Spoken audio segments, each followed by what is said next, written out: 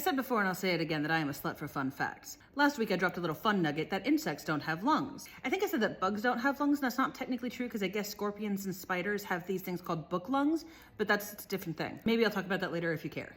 But I was fascinated. Why don't bugs have lungs? They need oxygen like the rest of us do. My Google history is nothing but, do bugs need to breathe? How do lungs work? What does bug blood do? I think, and again, I am not an entomologist, I am not a bug scientist, I am not a human scientist, I'm about as unlearned as one can get. I'm just a nerd with a degree in Google. That's not a degree. I'm lying. But here's my thinking. I think it comes down to blood. Blood is a very useful thing. It transports all the nutrients and oxygen and everything that we need in our body. It is the delivery service for important nutrients. When we breathe in, it goes down our trachea, into our lungs, through the bronchia, ends up in an alveolus, which is like a little sac surrounded by red capillaries. So the oxygen goes into the blood and it pulls out the carbon dioxide. It's like a transference of carbon dioxide and oxygen. Taking the bad out, putting the good in. The blood delivers the oxygen where we need it to go. Bugs have a different kind of blood. It's like a yellow green, it's called hemolymphin, I think? Close, hemolymph. It works in a very similar way, delivering all the nutrients where it needs to go, but it does not deliver the oxygen. Must be because of the chemical makeup of it. I'm not quite sure, didn't get that far.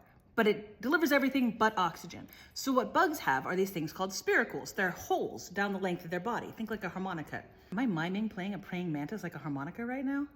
I did what I did. So they have these holes along the sides of their bodies, and those holes are attached to tubes called tranquioles or trachea. Much like our trachea, it is the passage for oxygen. And all of these little holes with their tubes lead directly to the portion of the body that the oxygen will be delivered to. So instead of it being delivered to a, safe delivery space for something else to transmit the oxygen where it needs to go, it just goes straight to where it needs to go. So it ends in the tranquioles at the end of the passage, much the way our lungs end in the alveolus. And that's the place where the oxygen sits and then does that transference of carbon dioxide and oxygen. So because the air goes through the tubes of the insect straight into the part of the body that needs the oxygen, the insects don't have lungs. They essentially are the lung. Their body is the lung. Much like a platypus doesn't have nipples, it is the nipple because the skin itself provides the milk, not any sort of milk facilitating nipple bit. But then there's worms. Earthworms, they don't have lungs, they don't have spiracles or tranquioles or any of the other holes.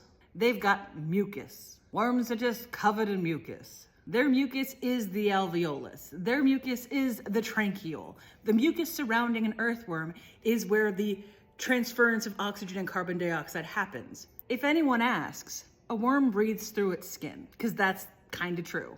That's the closest to a true statement as one can get instead of saying they breathe through their mucus, which is just slightly grosser.